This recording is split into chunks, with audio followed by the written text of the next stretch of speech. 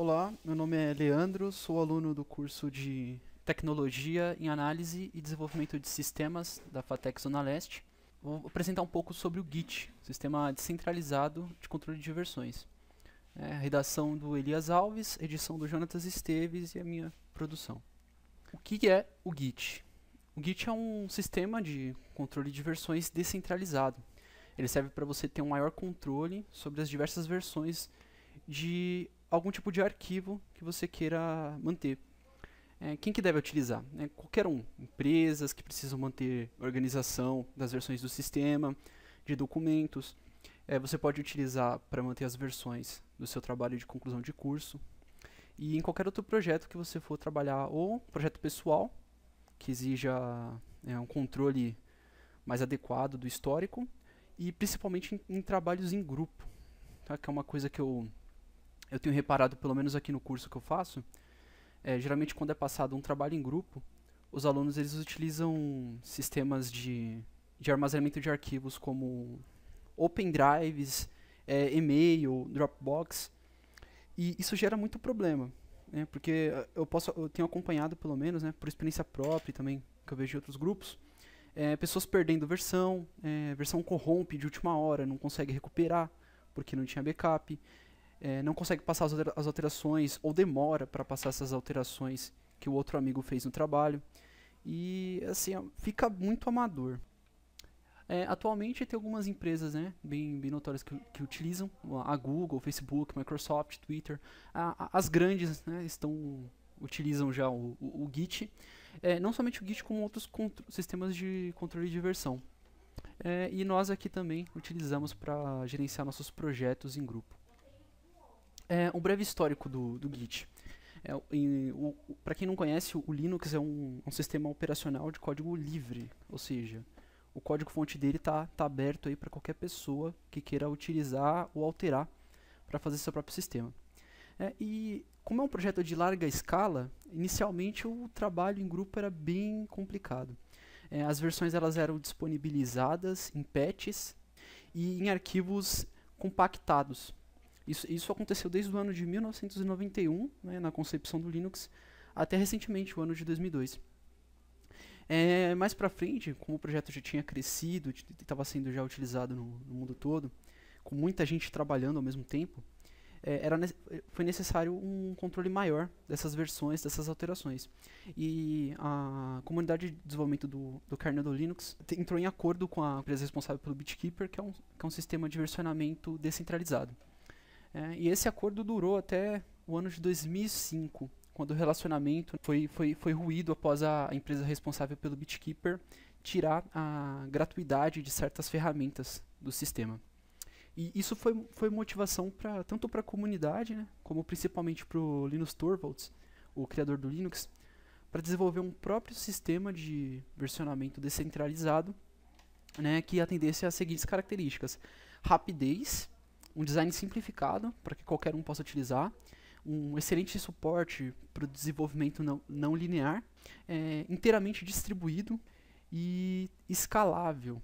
E desde 2005 o Git tem evoluído e se popularizado muito, né, sem perder essas características, sendo incrivelmente rápido, simples, poderoso e leve. Mas o que é um sistema de controle de versão, né? Virtual Control System? É um sistema responsável por manter o controle sobre as alterações de um determinado arquivo, sistema, né, principalmente, e logs desses arquivos, né. Eles possuem algumas ferramentas básicas que é para reverter alterações, modificar, travar um arquivo para que outra pessoa não altere enquanto você está alterando, e principalmente a resolução de conflitos, né, que a gente chama de diff, que é comparar as alterações de um arquivo com outro. Quando é que a gente pode utilizar? Projetos em grupo, né, excelente para projetos acadêmicos, projetos pessoais, o seu TCC, por exemplo, você pode desenvolver e versionar, né, para você, caso aconteça algum problema de última hora, você saiba o que aconteceu e retornar. A própria parte teórica do TCC também, ele é excelente para versionar. Desenvolvimento de sistemas, projetos de larga escala, de baixa escala. Em qualquer situação, é bom utilizar um sistema de controle de versão. Existem 3 tipos básicos. O mais simples é o tipo local, né? Então você tem as diversas versões em um único local de armazenamento, no caso, geralmente o HD, você faz o checkout, que é a obtenção do arquivo inicial, faz as alterações, e essas alterações são armazenadas no sistema de controle de versão. Eu vou chamar de VCS, né, para facilitar. Temos o formato centralizado, que foi muito utilizado no começo dos anos 2000, que é o formato do Subversion, para quem no mercado é muito utilizado ainda hoje, que é o seguinte: tem um servidor onde ficam armazenadas essas alterações e diversos computadores se conectam nesse servidor para obter esses arquivos, alterar e enviar essas alterações. E o último, né, que é o distribuído. Esse aqui em especial que a gente vai abordar, porque é o formato utilizado pelo Git. Como é que funciona? Tem conceito dos dois outros modos, né? A gente tem uma base local, que armazena os arquivos e todas as suas alterações. Só que ela também tem um servidor responsável por centralizar todas essas bases. Então o que acontece? A partir de um servidor, o computador A, ele obtém o repositório, faz as suas alterações locais no repositório local, né? E caso dê alguma falha no servidor, não tem problema. Ele tem um repositório localmente, que ele pode sincronizar com o computador B até que alguém retorne o servidor, né? E isso facilita muito. Além de ser muito mais rápido, permite que o projeto cresça de um modo muito mais amplo. Vamos supor um projeto de larga escala, como o próprio kernel Linux. Suponhamos que ele comece a ser desenvolvido na Pensilvânia. Uma pessoa aqui no Brasil pode obter uma versão desse kernel, né, do repositório, distribuir esse repositório com outras pessoas aqui no Brasil, todas alterando em grupo, né, localmente. Depois eles sincronizam todos esses repositórios num repositório aqui da primeira pessoa e ela envia para a Pensilvânia de volta, sincronizando com o que foi alterado lá. Isso viabiliza não só, além de demandar baixa infraestrutura, porque é descentralizado, possibilita que projetos cresçam de uma forma muito mais rápida, né, não necessitando de um único recurso local. Primeiro explicar como é que funciona em outros sistemas, geralmente. A gente tem um arquivo. Quando é feita essa alteração no arquivo e enviada por repositório, geralmente ele não envia o arquivo todo, até porque isso ia exigir uma duplicação do arquivo diversas vezes e ia demandar muito espaço em disco. Então ele envia somente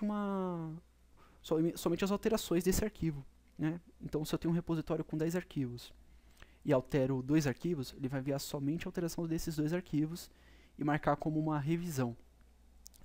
No caso do Git, ele não compreende assim, que uma revisão é baseada somente no arquivo. Ele compreende que todos os arquivos do repositório fazem parte de uma versão. Por exemplo, a gente tem a versão 1 com o arquivo A, B e C. O arquivo A foi alterado e o C também, gerando a versão 2 com o arquivo C1 e A1. Mas reparem que o B ele também faz parte da versão 2, né, somente como um apontamento para o arquivo B. Então, caso eu queira obter a versão 2, eu vou obter o arquivo A, B e C, mesmo tendo alterado somente o A e o C. Isso faz com que ele funcione não somente como um sistema de controle de versão, mas como um mini sistema de arquivos também. Outro forte do sistema descentralizado, né, no caso do Git, é que as operações são feitas localmente. Então, se você já utilizou o Subversion, por exemplo, quando você vai enviar uma alteração para o servidor, tem a latência da rede, que faz com que a operação seja um pouco mais lenta. No caso do Git, todas as alterações são feitas no próprio HD, então você não repara quando a alteração é passada para o repositório. Somente na hora da sincronização é que você percebe que a rede, né, ela tem uma latência maior e acaba atrasando um pouco. Um recurso interessante de integridade do Git também é que ele trabalha com somas de verificação.